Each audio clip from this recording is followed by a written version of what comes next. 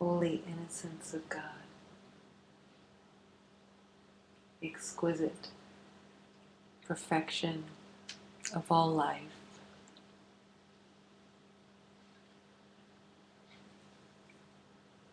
And find in the center of your heart in this moment the willingness to accept the ordinary magnificence of being.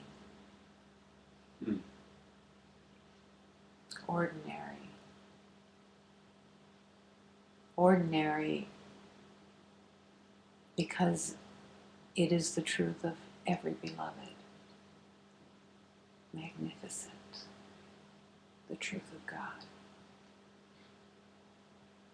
The light, the beauty, the perfection. Accepting ordinariness. And in this acceptance, finding the willingness to no longer try to compete or win or prove or attain from anything or anyone, but meeting the divine within and in every beloved.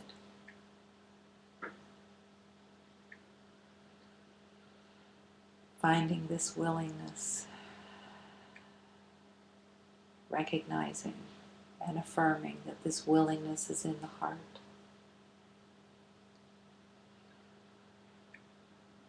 Your yes to love, your yes to accept and to offer peace and harmony and joy.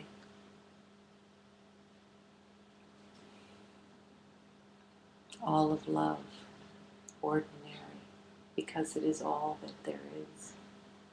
It is all that exists.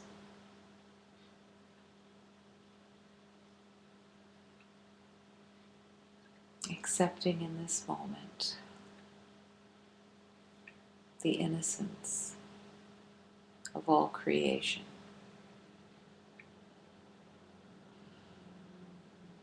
And the willingness in this moment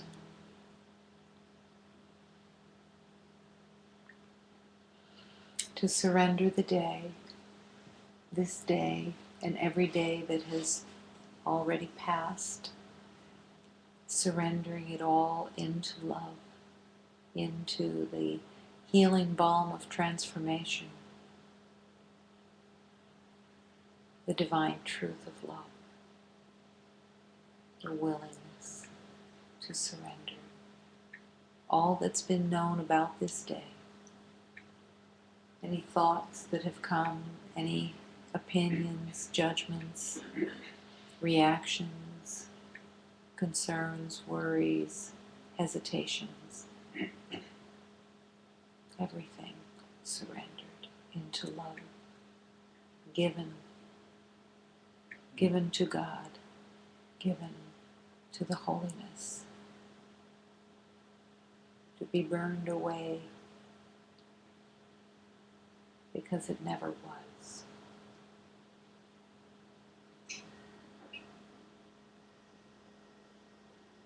Accepting love, harmony, and peace as the natural state.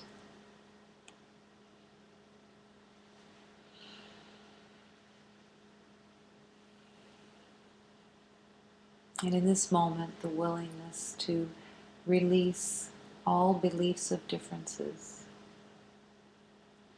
that have been held as a defense system. The belief in degrees, levels, better, best, worst, good, bad, all of it surrendered.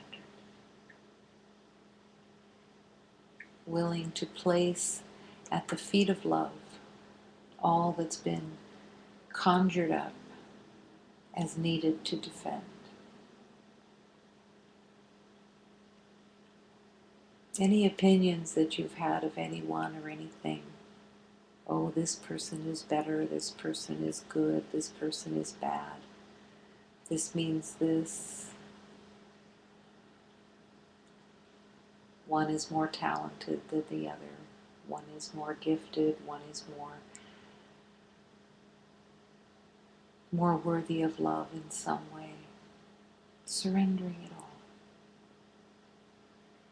And for the ones who have seemed less worthy of love, surrendering that also. And inviting the forgiveness. The forgiveness that brings all mistaken identities into the floodgates of love.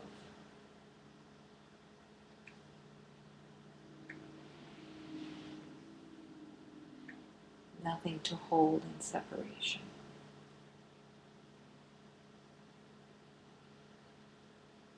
And allow the prayer in your heart to be, take these beloveds. Take everything that I've known about them, every situation. I surrender them into love as the divine, untouched, unchanged. And then finding the willingness of the heart to bring yourself to that altar and surrender everything that you've thought you knew about the self.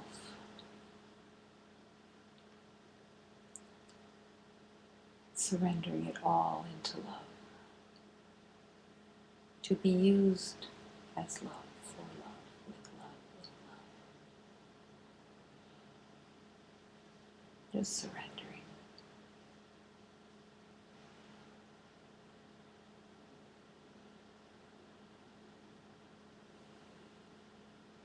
In this moment, breathing fully and deeply.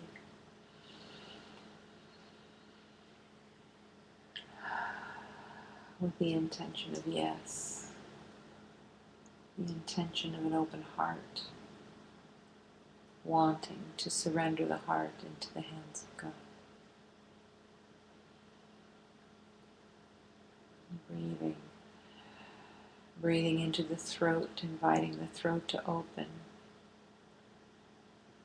Surrendering all the senses through every breath into the hands of God. Wanting to speak only the truth of love. Wanting to hear only the song of love. Wanting to remember only love.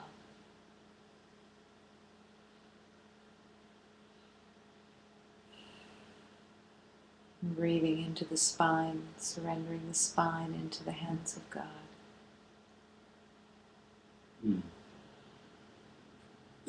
Allowing the energy of love to flow through easily and effortlessly. The liquid of love. Surrendering the shoulders, arms, and hands into love. Breathing into every cell.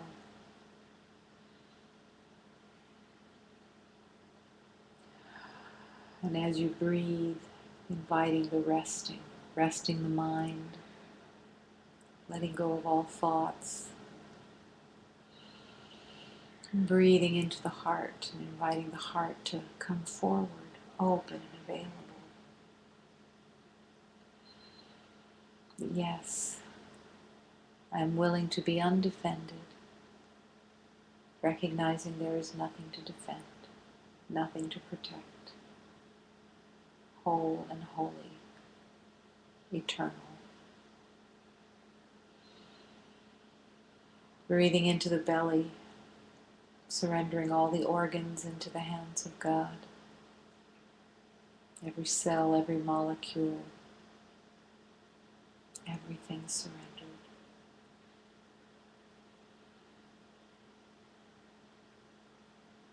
Breathing. Surrendering the hips and thighs, knees, calves, ankles, and feet, all surrendered to be used by love.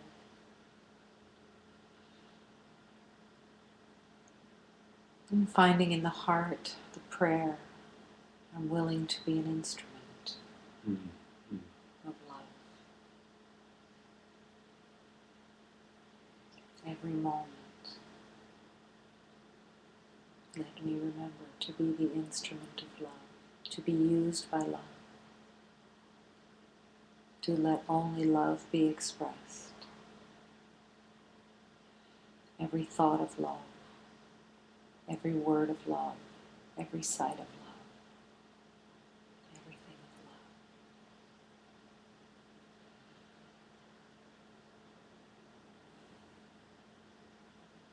And as you continue to breathe, breathing into this holy moment and affirming that here, in this moment, in this infinite circle of love, we are one.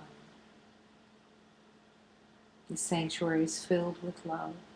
Love is all that exists. Everything in the universe is all of love, and everything is in union and melts into the oneness.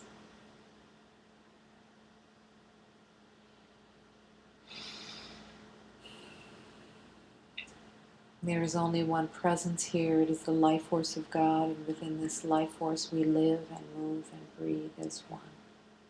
One heart, one breath.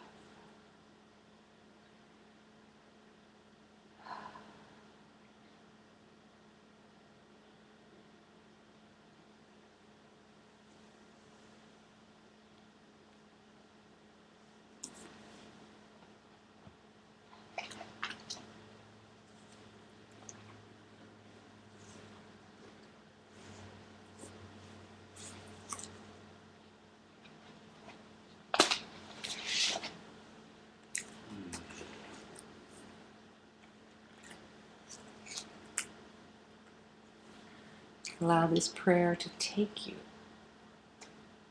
Allow yourself to be taken by love, by the calling to love, by the yes to love.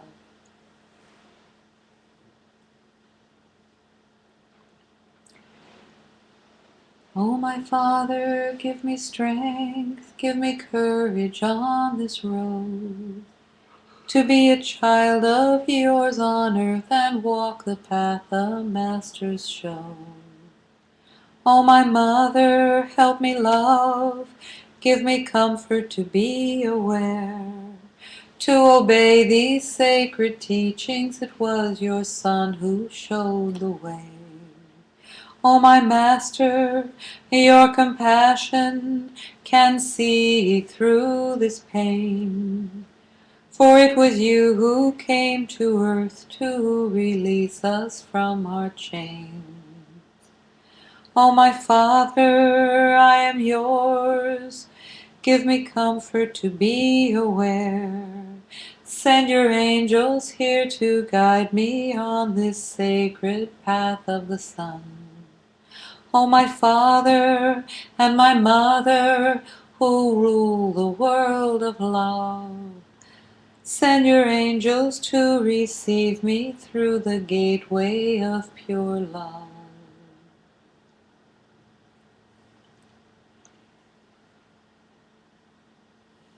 I ask for strength, and strength is given. I ask for comfort, and comfort is here.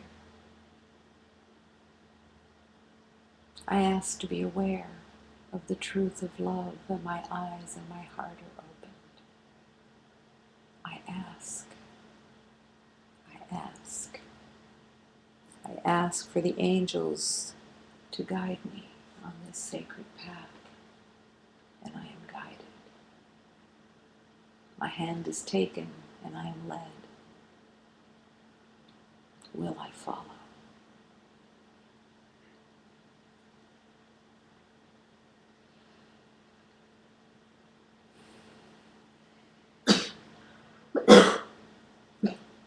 I ask for help to recognize that all the chains that we believed in as an object of our slavery are all gone, as they never were.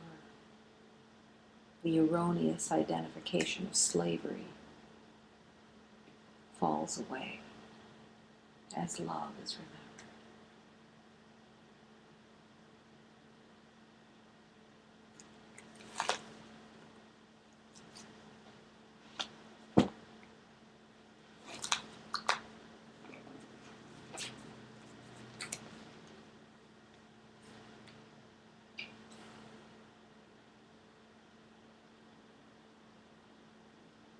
This prayer is a prayer that invites every beloved to let go of the past, to let go of the erroneous identification of limitation and separation, to affirm and confirm that it never was, and that all has always been just love, just harmony, just peace, all that exists. I've cried a lot and have regretted, all from the past. I'm now leaving everything that I have been yearning for, and I'm going to go and live among the flowers. I'm going to go and live among the flowers with my Blessed Mother. The fear that has appeared has been a great rebellion. Let's all, beloveds, sing with love as the Blessed Mother dispels all of these fears.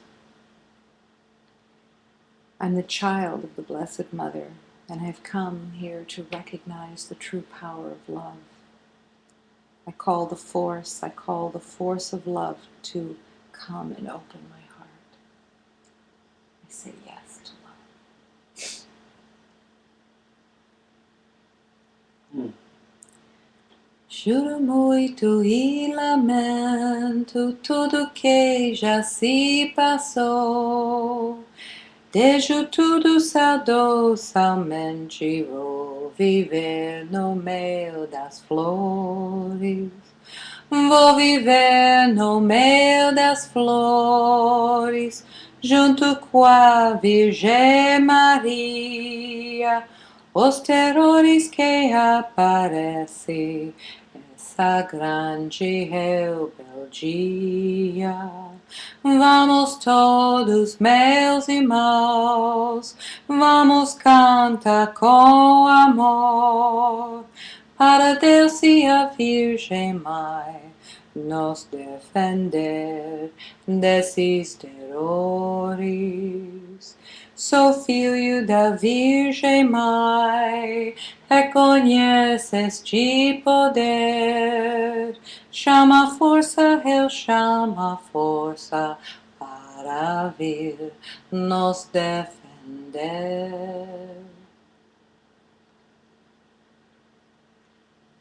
All the fears that show up are all the great rebellion. Fear comes as a defense. It says no to God, no to peace, no to joy. When all of joy and all of peace and all of harmony is all that there is. Surrender the fear, surrender the beliefs that fear is a necessary defense system in this world. The willingness to let go of all illusions that have been yearned for, and come and live among the flowers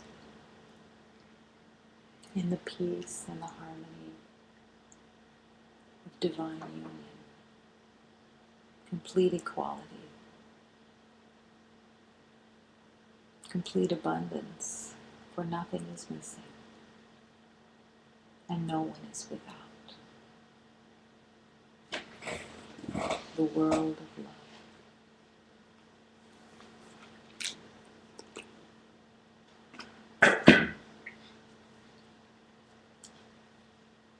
So as our beloved Hafiz comes to visit,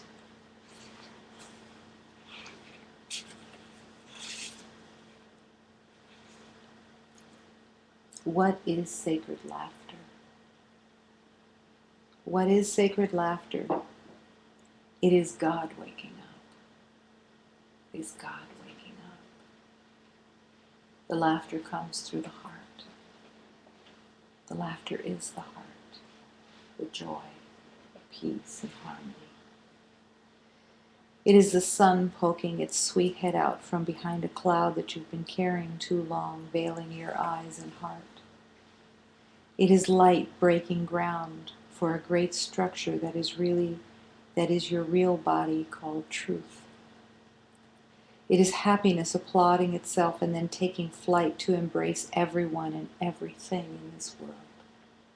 Laughter, sacred laughter, is the pole star held in the sky by our beloved who eternally says, "Yes, dear ones, come this way toward me and love." Come with your tender mouths moving and your beautiful tongues conducting songs, and with your movements, your magic movements of hands and feet and glands and cells all dancing. Know that to God's eye, all movement is a wondrous language and music, such exquisite wild music. This is the sacred laughter. Oh, what is laughter? What is the precious love and laughter budding in our hearts? It is the glorious sound of a soul waking up. The beauty, the perfection of true laughter.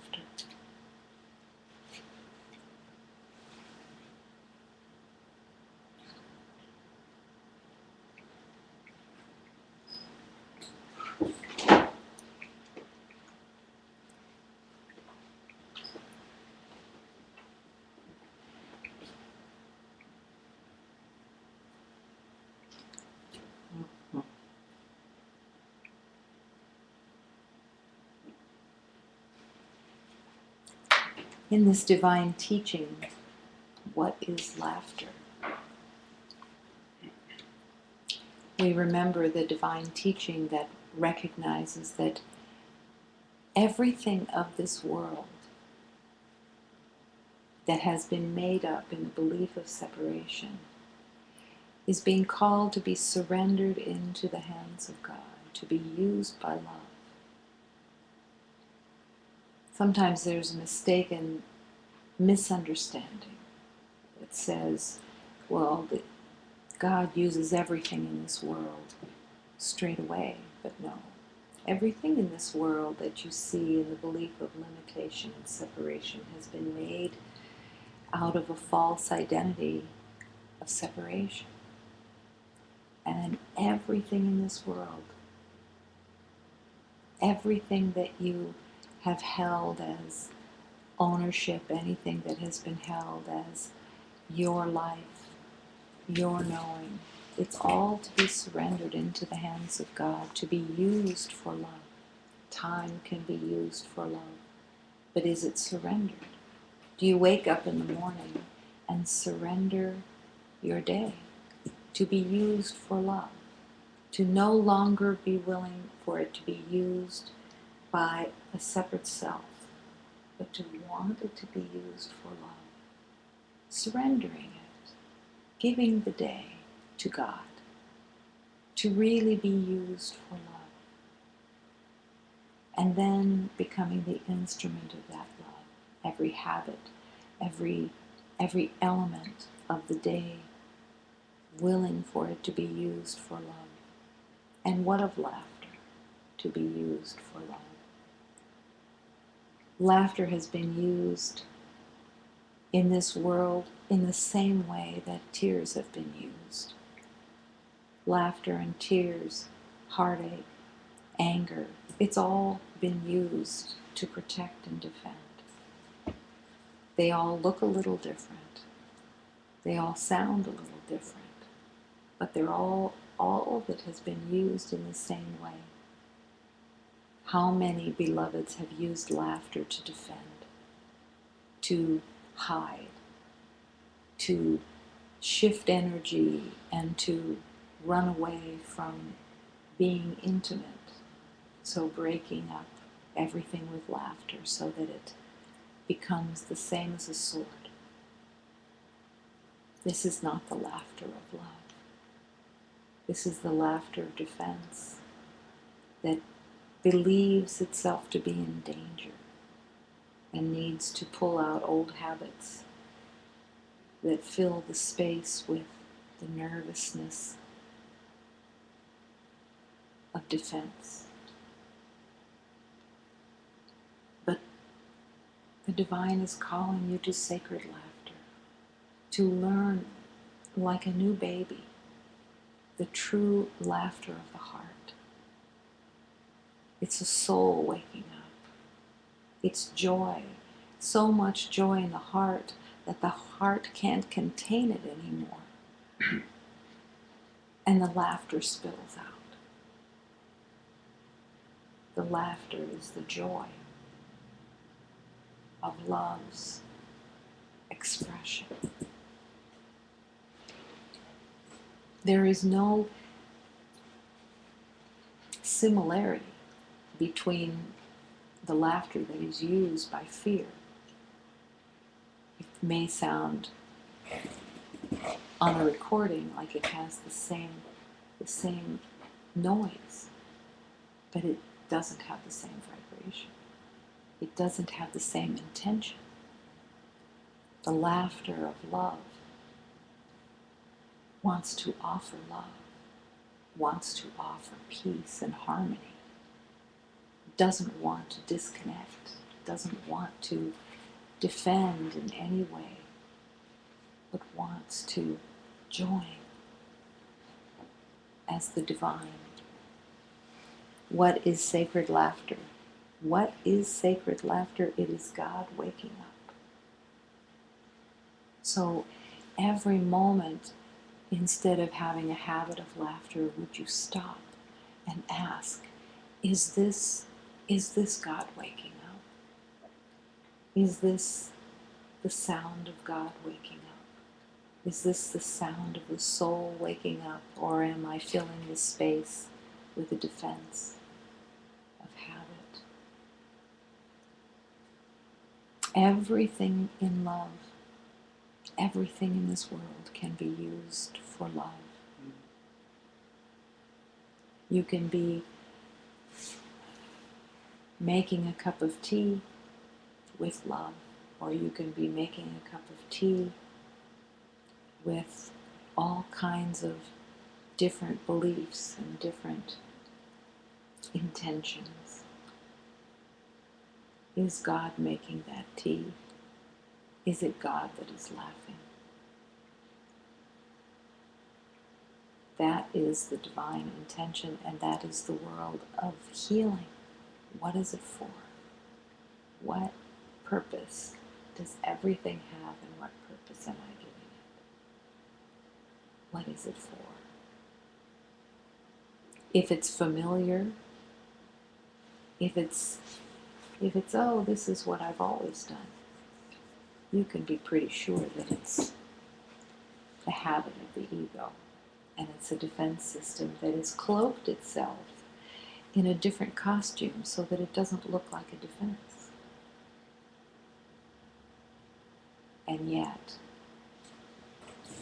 there the defenses are. They don't have to be. Every beloved has this exquisite choosing within them to choose in this moment to serve the spirit of love instead of the old identity of pain and suffering, the old identity of knowing. At first, in this letting go, it can seem very disturbing because you're so used to the habits of what is normal for you. But as you step more and more into that devotion and recognizing that laughter is the sun poking its sweet head out from behind a cloud you've been carrying too long, veiling your eyes and heart, that your laughter is coming from the joy of your heart, that you were mistaken in what you thought you knew about the world that you made. The happiness, the joy that, oh, I wasn't right. I was mistaken. It is happiness applauding itself and then taking flight to embrace everyone and everything in this world.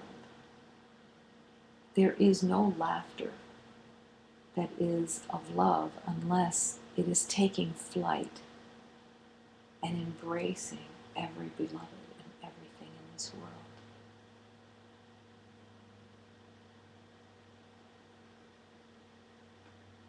Laughter is just one element of the dance.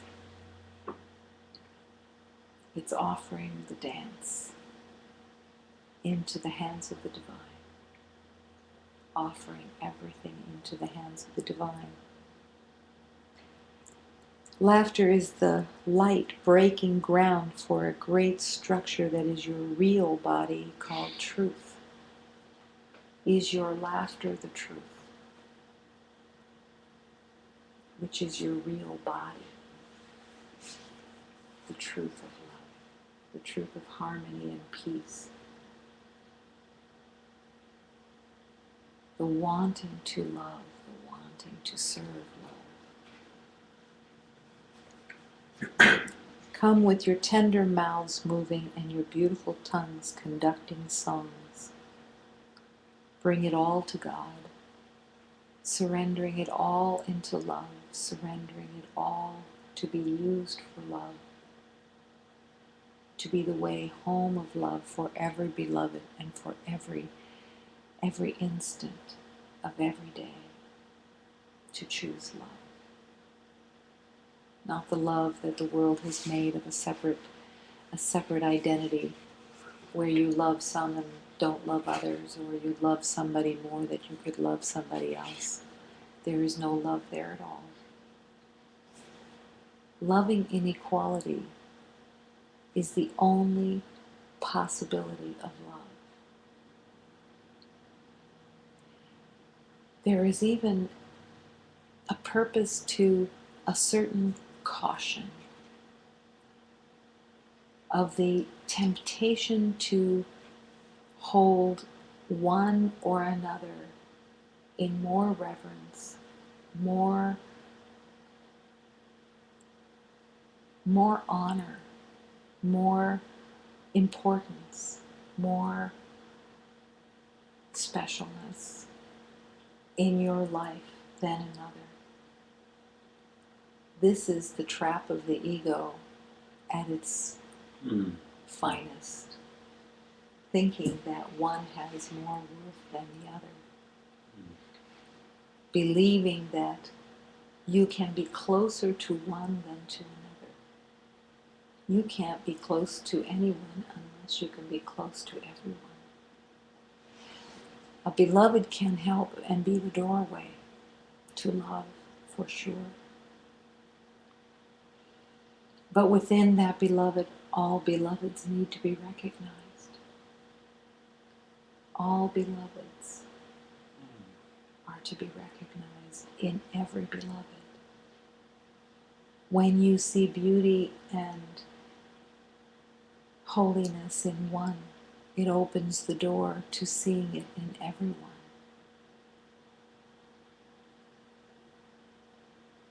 It isn't an accident that in the ego world it's easier to learn to love those that you like, that you agree with, that you see as doing a good job, proving themselves worth loving. But until every beloved is embraced and loved purely and wholly, no one can really be loved. Love can't really be offered until it's offered to everyone, without distinction, without reservation.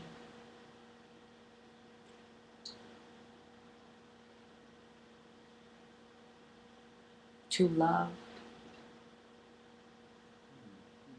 every beloved wholeheartedly, not with a partial heart, wholeheartedly, with your whole heart, with everything in your being. As Hafiz is saying in this poem, come with your tender mouths moving and your beautiful tongues conducting songs, and with all your movements, your magic movements of hand and feet and glands and cells all dancing. into the truth of love. This is the journey to love. To learn to love completely and not hold anything back from anyone. And if the mind wants to say, well, what's in it for me? Begin again. As soon as the ego's influence is there that says, I need to get something here, love disappears. Love can't dance when there is a belief in scarcity, when there is a need to get something.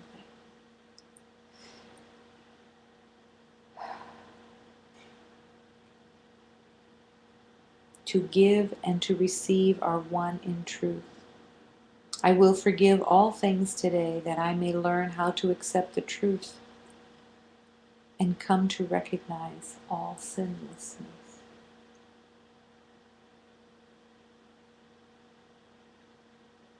There is an element within the world that believes that offering love has to do with someone being worthy of your love, that they have earned it in some way, that they have proven themselves to be worth your love.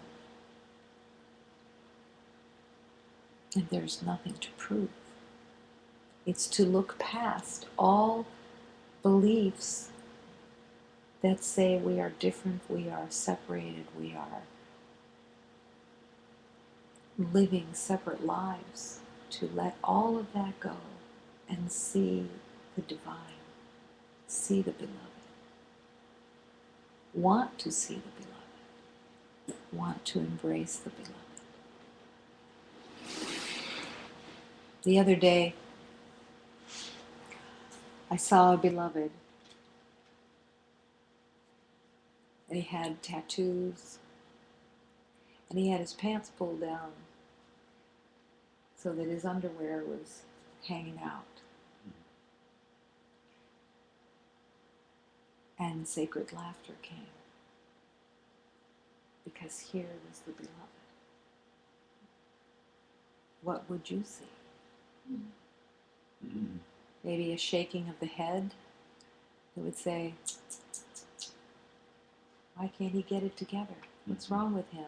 I'm dressed the right way, you're dressed the wrong way. But here was the Christ. Mm-hmm. Here was the beauty of God. When you're still living in the belief of separation, it takes your attention, your focus, your intention to purposely want to see the Christ instead of what you think you see. To want to stop and see and embrace every beloved without exception, equally. Sometimes there can be little tests that you can do to yourself, like you see a homeless beloved, unwashed, and you go and stand next to him and say, this is the beloved of my life. This is the one that I have been sent to love. This is the one that I wed, in the true sense of wedding. Opening to the beloved, going beyond all the meaning that has been given to everything in this world, and truly wanting to love, to no longer want to hold anyone or anything as separate. This is not a theory. Mm-hmm. This is not a nice idea. Mm-hmm. This is the truth that will set you free if you're willing to bring it into manifestation and live your love. Live without being or needing to be defended.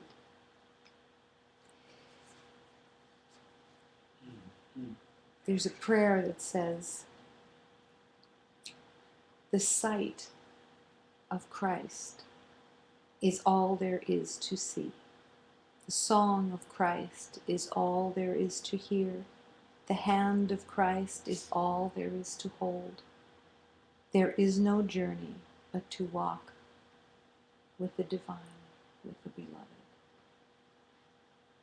There is no hand to hold but the hand of the Christ. There is no one to see except the Christ.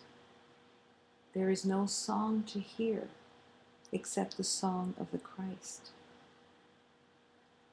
This is without exception. The ego plays games, and beloveds are in agreement within those games. And the games say, well, yes, this is my community, these are my friends, this is my family, these are acceptable to me. These I work at and I work for. And all the while, the Christ is waiting outside the door, waiting to be recognized as the holiness of God, without exception, without distinction. The sight of Christ is all there is to see. There's nothing else to see. If you're seeing something else, and making sure you recognize what is the Christ. The Christ is the holiness, the truth of God within each beloved, beyond the costume, within. So everyone that you have held as even a relative or a friend or anything, take away their identities. They're impeding you. They're holding you in a separate identity agreement. Maybe you think that those are the special honors, but they're not the special honors, they're restrictions. To want to see the Christ, to see the holiness of God within every beloved. No one exempt, no one left out, ever. And those that you find more difficult to love are the ones that have been sent to you to learn to love. Specifically been sent to you. They're not there by accident. They're there because your one soul, the one soul of all of humanity, is saying, please help me to remember. And so, beloveds are sent to you. Beloveds come into your life that are more difficult for you to see past, because every thread, every inch of resistance and of the belief of separation has to be dropped away. Has to be dropped away. When you have a reaction to someone because they don't agree with you, or they are reflecting something that you're suspicious of or judging, that's the moment of, oh, this is the beloved that's been sent to me. I forgot for a second. I forgot that this beloved was sent to me to help me remember, to go through to the deepest place that I can possibly go to and remember most deeply. What a gift. Thank you for coming into my life so that I can remember more deeply. Thank you for the opportunity of seeing past my resistance. Thank you for the opportunity to see past my beliefs of limitation and separation and the world that I've made in that belief. Thank you for my opportunity to see past my beliefs of being young or old, short or tall, good looking or not good looking. Thank you for letting me see past the beliefs of poverty and the beliefs of riches. Thank you for letting me see past the beliefs of all the ways that the world has made to look and feel different. And let me see the Christ, the holiness of every beloved. Let me see the truth. This is all that I want. It's what the soul wants. And it's what your heart wants. Mm. Is there a rebellion? Sometimes there is. How does the rebellion show up? The rebellion shows up as fear. The rebellion shows up as fear that says, I'm afraid of not having enough. I'm afraid of not being seen. I'm afraid of not being good enough. I'm afraid that I'm not worthy of love.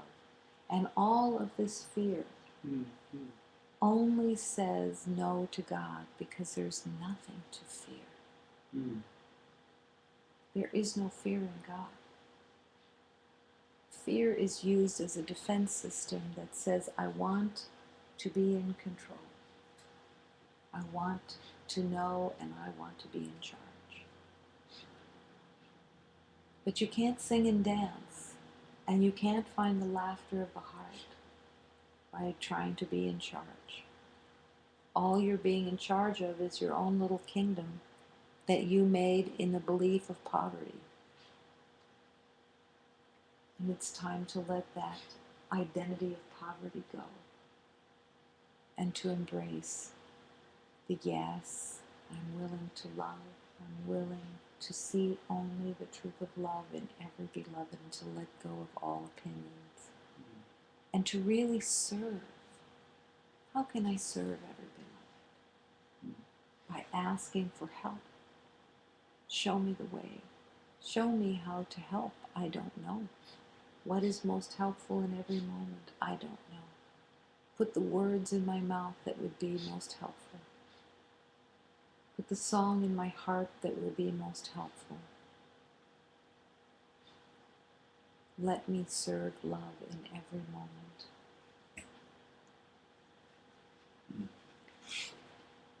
Truth will correct all errors. Truth. And as Afis just said about truth,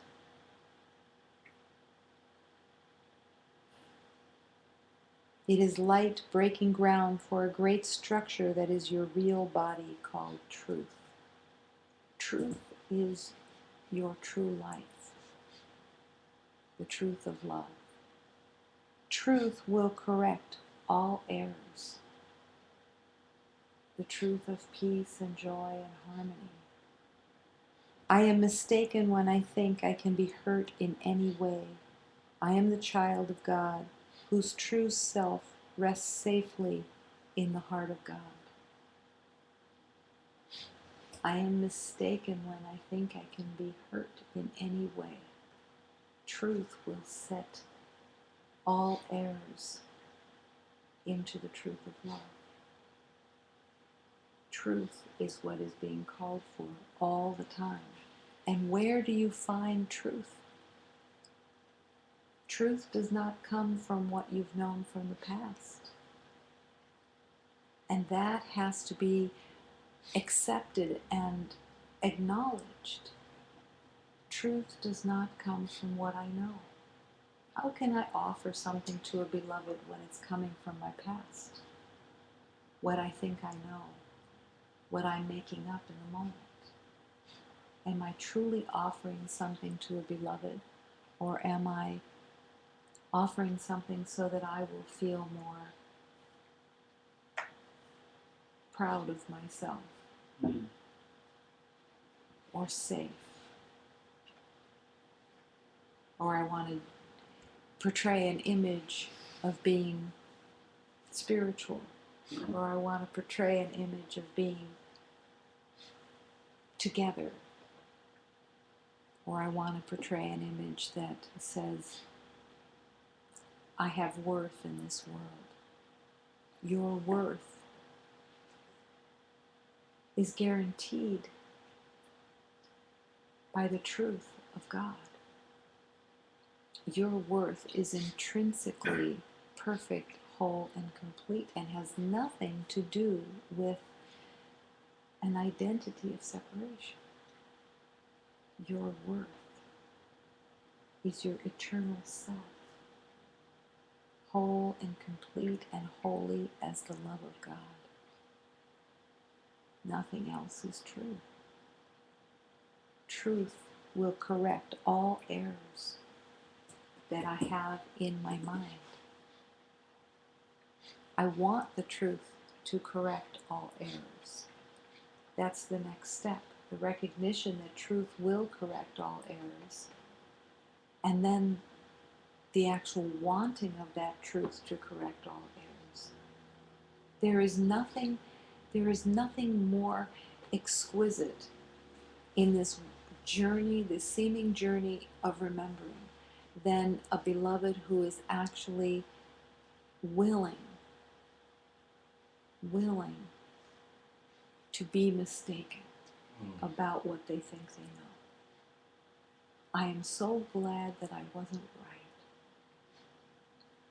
I'm so glad that what I thought I knew about this day, this month, this year, the entire past, that I wasn't right. And that only love is real. That only love is true. That there is only light. Nothing else exists. I'm so glad I was mistaken. I'm so happy to not have been right. Because that opens the door to the exquisite truth of all love. What has been promised in every sacred teaching. The sacred laughter. What is the sacred laughter? It is God waking up. It is God waking up. God within, waking up, is the sacred laughter. Do you want to laugh at all except as the sacred laughter of God? What is it for?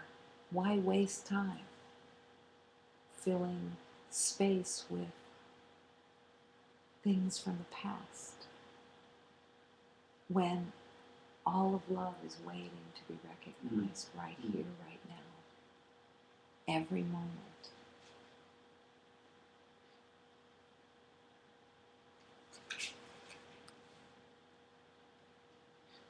The peace and joy of God are mine.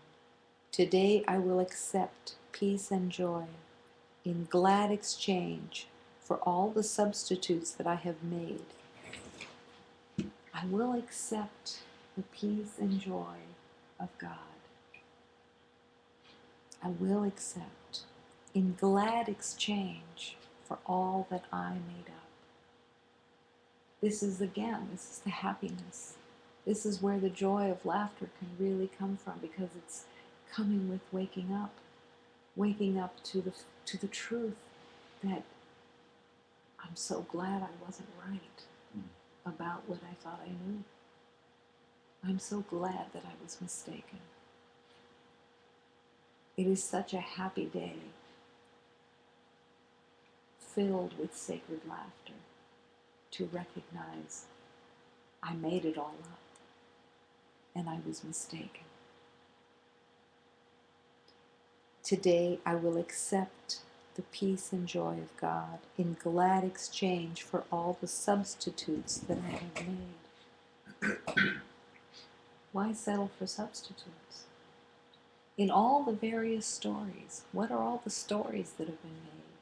And how can all these stories be let go? The willingness to shake out from behind the curtains all the erroneous identities that have been made up for yourself and for everyone. This one's good, this one's not so good, this one is better, this one's educated, this one's not educated, this one is worth more, this one is very talented, and this one is very special, and this one is this, and this one is that. And all the while missing the mark because you're not able to see the truth of God in everyone. You're not able to see the divine, the beauty, the perfection within and without. Every beloved that you see and you give an identity to of separation is affirming to you that you are separate. Every single time that you give someone a separate identification that says, I know who you are, you're this, you're that, you're this, you're this, you are identifying and affirming that you are separate through identification.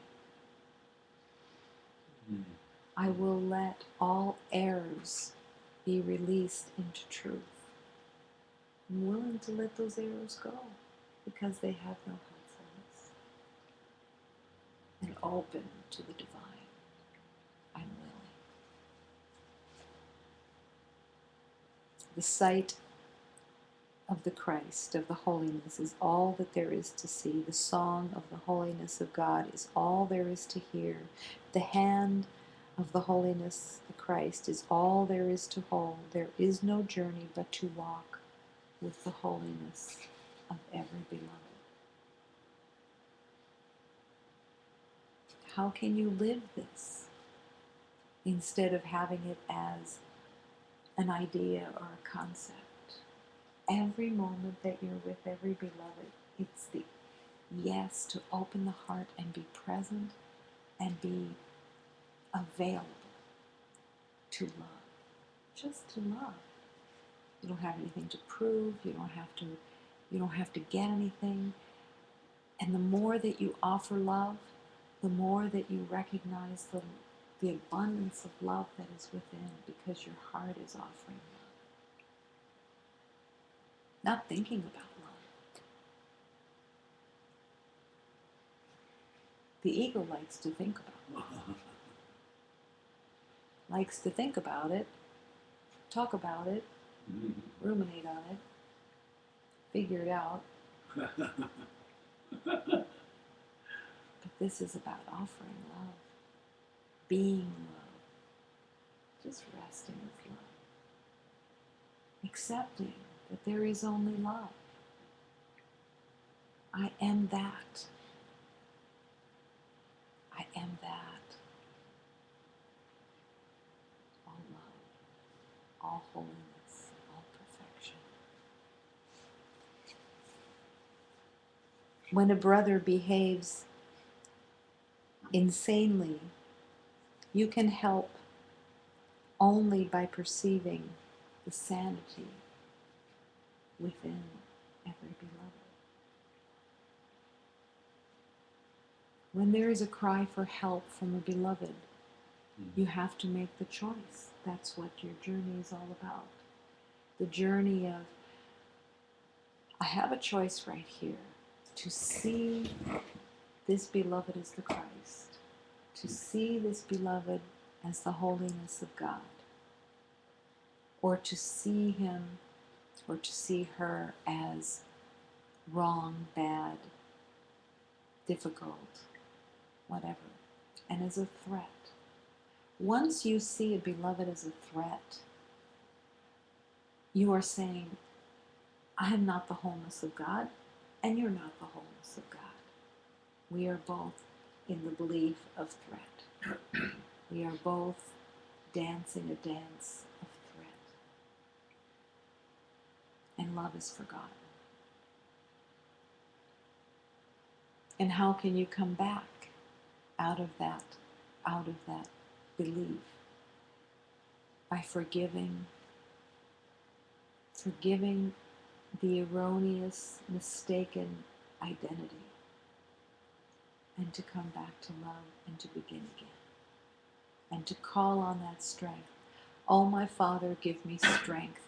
Give me courage on this road to be the child of love and walk the path that the Masters showed. Give me strength. Give me courage to focus on the truth. That truth will correct all errors in my mind. the truth of love, that there is only one, there is only God, there is only peace, there is only harmony, there is only innocence. Nothing else exists. Nothing else. I will accept nothing else. That is the strength. That is the courage. I will accept nothing else. I don't want anything else. The temptation may be there to want something else. But yes, let me find the sanity so that I come back and recognize I don't want anything else. I want only love. And I want to offer only love. I want to see the Christ in everyone. I want to see the Christ. I want to hear the Christ. I want to hold the hand of the Christ. I don't want anything else. Nothing else. Because I cannot be hurt. The divine truth of love cannot be diminished. Love cannot be diminished. I will accept the true body, which is the truth, and let go of any erroneous identity of limitation and separation. I will lay down the swords of pain and suffering and open the heart and walk in the light with all of my mighty companions, with everyone of love. I say yes to love. I say yes. Can it be that simple? Yes. It's the every moment choosing. Every moment choosing.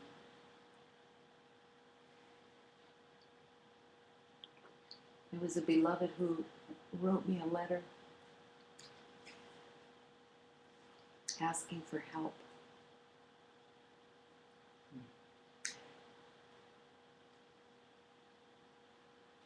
She's already received a reply, but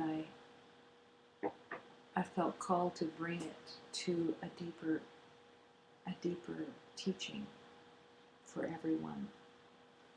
Because this is the same journey that everybody walks through. There is a beloved who I was unkind to, and I acted insanely because I was mistaken about what I believed about them. I've tried to express that I was mistaken and that I love this beloved. But this beloved refuses to have anything to do with me and refuses to communicate with me. I understand that this beloved is free to choose who they want to communicate with. I don't desire to coerce this beloved in any way.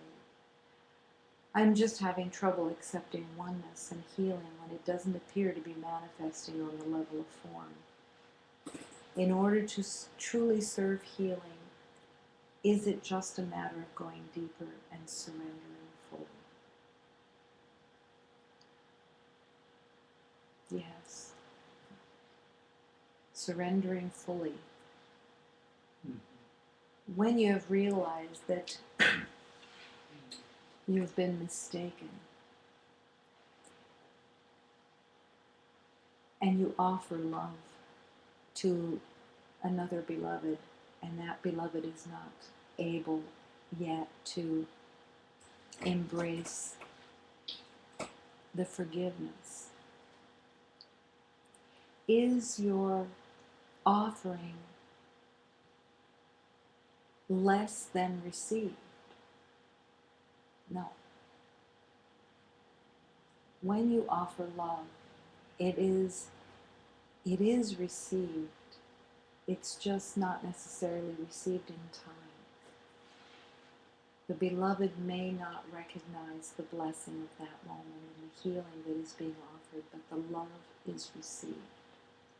The love is the healing that has been offered. When you have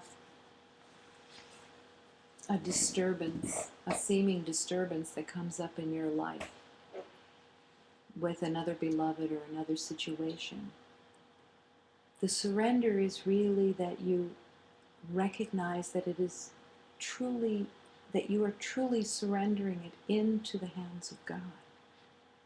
that you're no longer participating in the old agreement of pain and suffering, but that you've put the situation into the hands of God, and you are trusting that as you choose to love, as you choose to open your heart and truly see this beloved as the Christ, that the healing is guaranteed. This beloved is receiving that love that you are offering. If you worry about it, then you're still in the identity in the world, and you're still dancing with the same old agreement. To step out of the worry, to step out of the concern that your love hasn't been received, is to deeply trust that this is in the hands of God. You've released it into the hands of God. Now, the other element of this, as this beloved is so beautifully expressing, that this beloved refuses to have anything to do with me and refuses to communicate with me. When there is a disturbance because another won't communicate with you, it's because you want to get something. You want your guilt to be appeased. So you haven't really surrendered the belief of guilt and shame yet. All you've done is hold it to yourself and want the other to let you off the hook. But letting you off the hook is erroneous, because there was no hook to be let off from in the first place. Mistakes are exactly that. They're errors in thinking. They're errors in false identity. No other beloved can take you out of shame and guilt. Shame and guilt is a defense system that a beloved will use, that you will use to affirm that you are not in the heart of God, that you are not in the truth of God, that you are not whole and complete. So for this beloved, and for every beloved that walks through these same erroneous relationships of pain and suffering, it's really the call to recognize that this beloved is whole and complete, and that you are whole and complete, and that you want to join in that wholeness, holding them and holding yourself as one in wholeness, not as the story that you did something wrong, were mistaken, whatever words you use for it. If you're holding on to it and you're believing in it and are experiencing shame and guilt, you are saying, this is my defense system, and I am not willing to truly be surrendered and to truly come back into the heart and accept the wholeness of our relationship. Nothing has happened. You can't hold both at the same time. You can't hold, we are whole and complete, and we are damaged and wrong. They can't be held together. You are believing in one, or you're believing in the other. And to choose love is to set the other beloved free. To choose love is to recognize that you cannot have harmed that beloved, because they are the holiness of God. They are whole and complete. You cannot have damaged them. You can have been mistaken. You can have had a nightmare of false identity and insanity. Yes. And they can be dancing that with you. But whoever is sanest in the moment is called to remember love for both and to set you both free. from the insanity of the mistaken identity, and to not expect or be looking for something from the other. When you're chasing somebody around saying, you have to forgive me, you have to forgive me, it's because you want something. Because you're believing in something false. Because you're believing in an erroneous identity. To forgive yourself is the only power, is the only way that you can truly be forgiven. The forgiveness comes from the divine, the blessing, the grace. But the forgiveness has to come through yourself. I forgive my erroneous identification. I forgive myself for my error in thinking. I forgive myself for what I've made up. I will no longer hold myself as wrong and bad and condemned. I was mistaken. And I forgive myself. I forgive myself for all the false identities I've given to everybody else. I forgive all those false identities. I let them go. I let them be washed away. I refuse to accept that we are not whole and complete, and that we are not one in the truth of God. I give us both to God, to rest in the union of holiness. This is the forgiveness. This is the letting go and the trusting that this situation, this beloved, is in the hands of God, and that you want to see them only as the innocence and wholeness of who they truly are. Not their identity, not their persona, not a concept of self, but as the Christ, as the holiness of God, and the willingness to choose nothing else.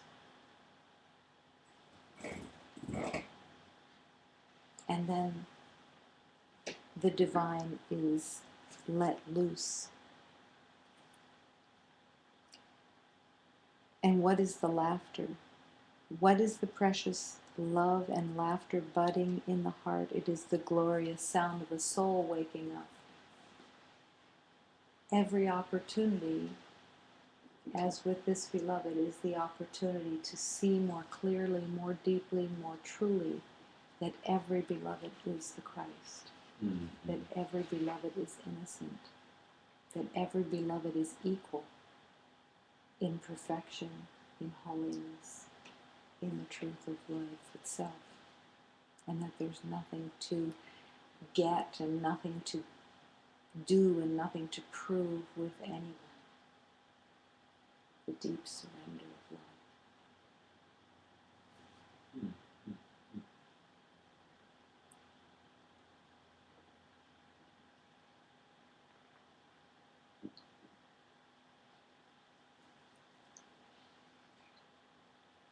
When you review your day, what is it for?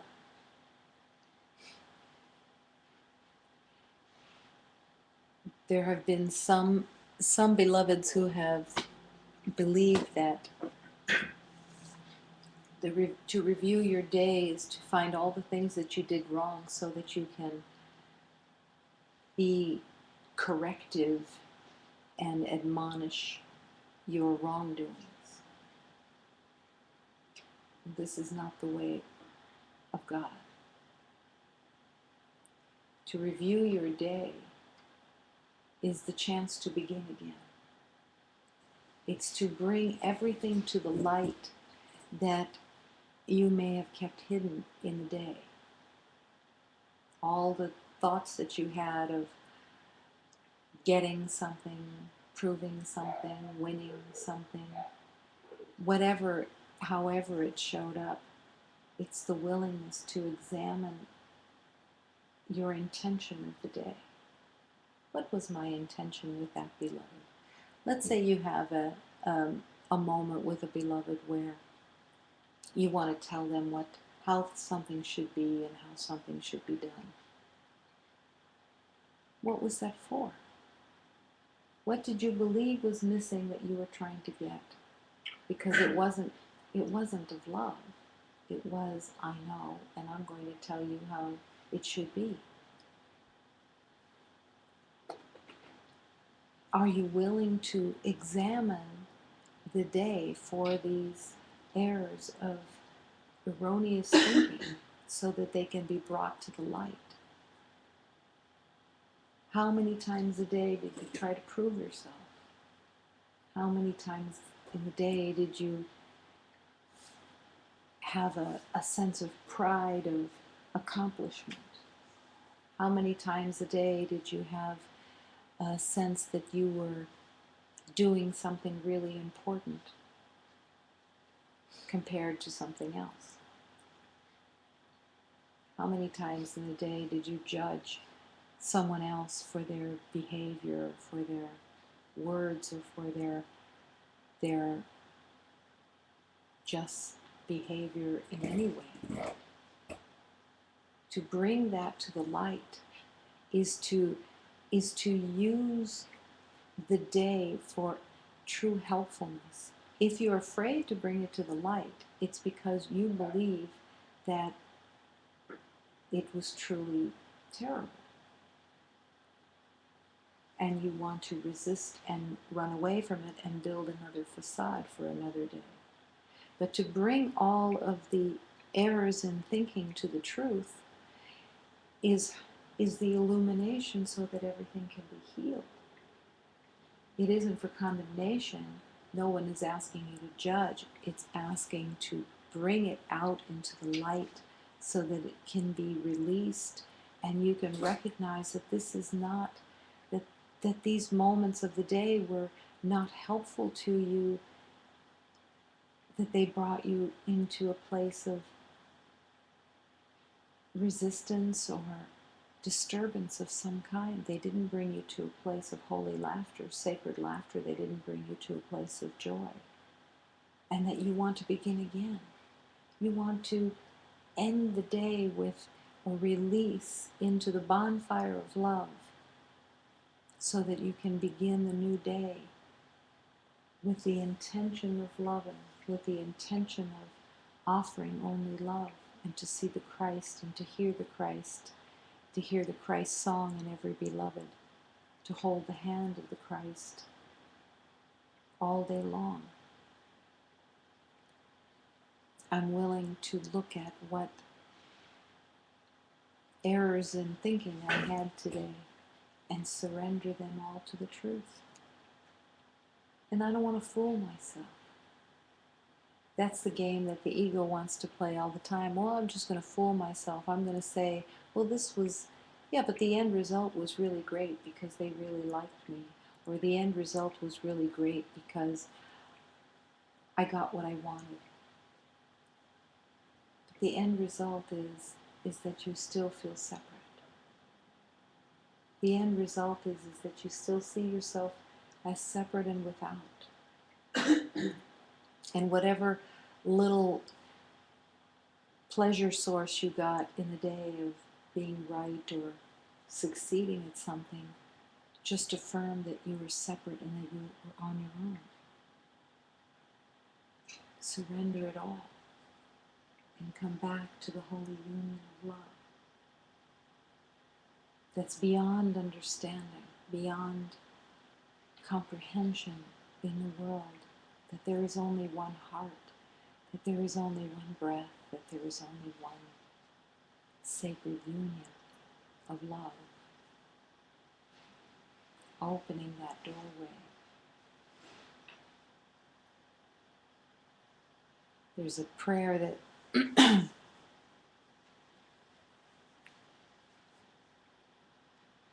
that says, examine your conscience.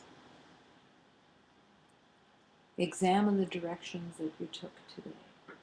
Examine the purpose of everything so that everything can be brought to the light, so that everything can be recognized and surrendered if it was not truly helpful, if it was not truly offered in love.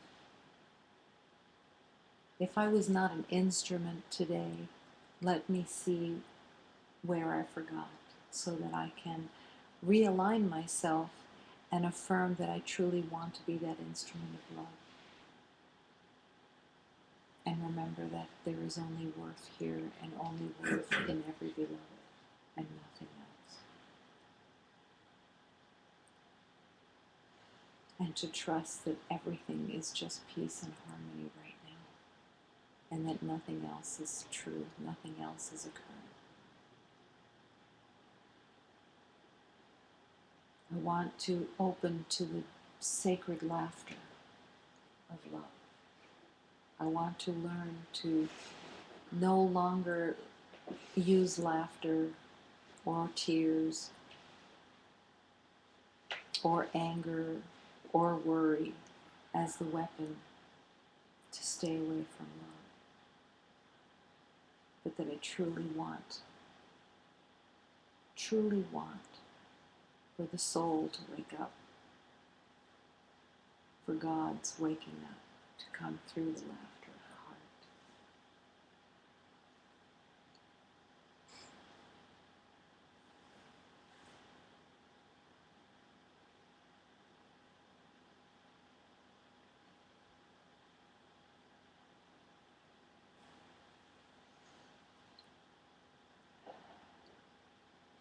Accepting forgiveness. Forgiveness is a word that the world uses all the time. And it usually means it wants a payoff, so that your relationship and dance with shame and guilt are relieved.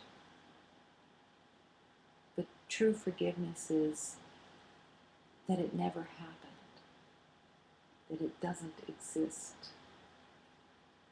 that it's washed away, that it's gone. And you can begin again with the strength of love, the strength of truth, the strength of laughter, of sacred laughter.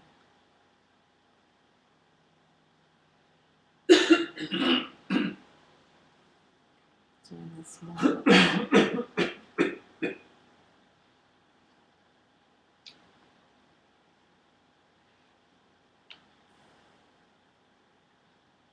there are any questions here.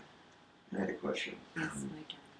You talk about reviewing the day, and I can, in your evening prayer, I can bring mistakes I made up for healing. I can do that, and then you have, I can accept the healing of my limited made-up past.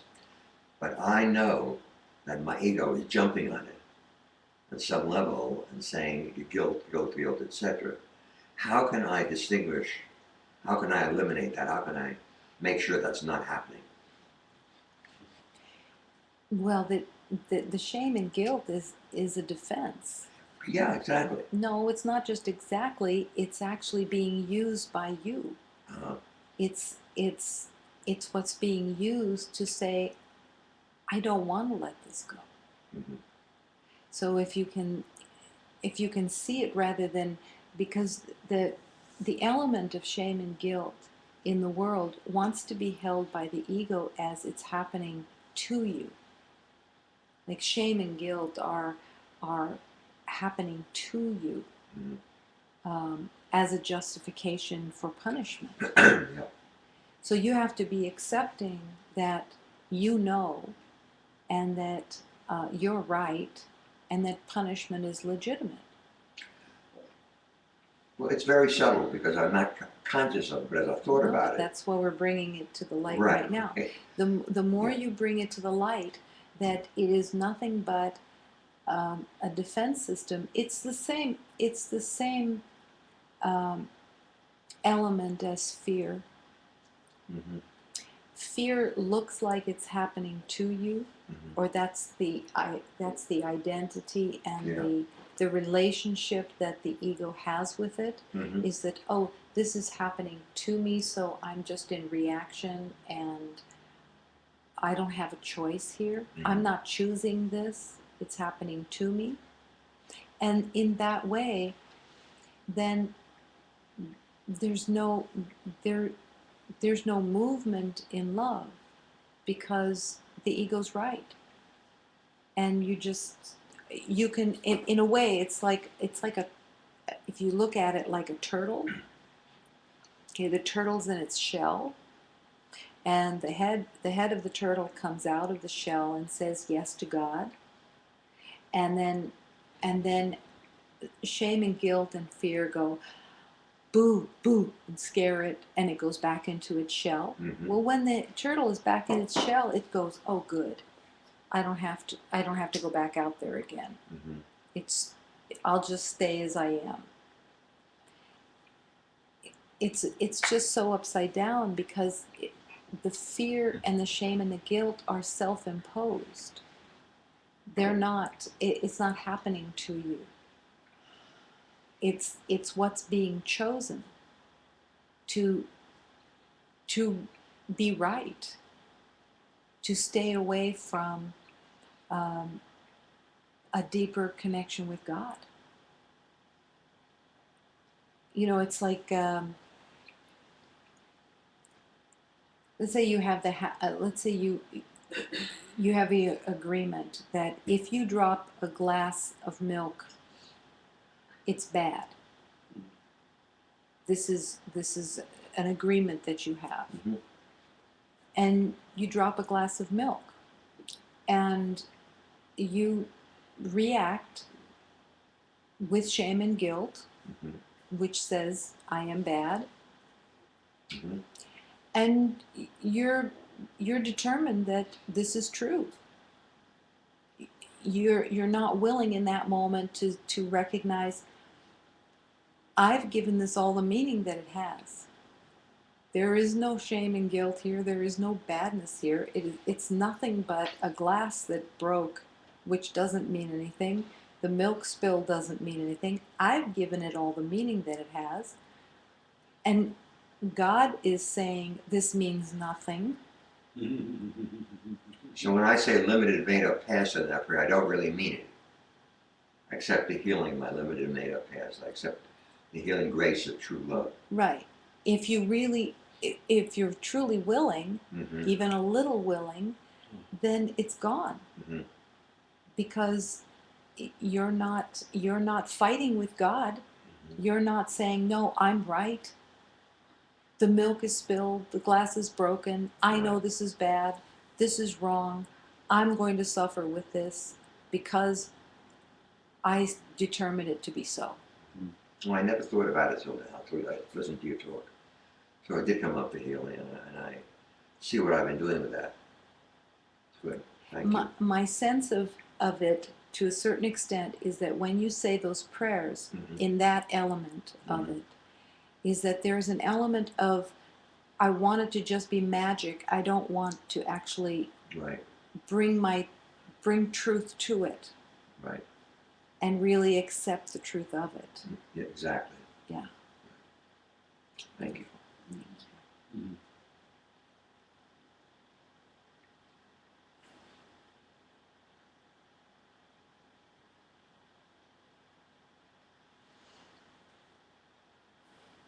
In this moment, the willingness to accept the truth of love, the truth of divine wholeness, divine worth, divine perfection, divine innocence, equality Mm-hmm. with all beloveds, with everything. The yes. One heart and one breath.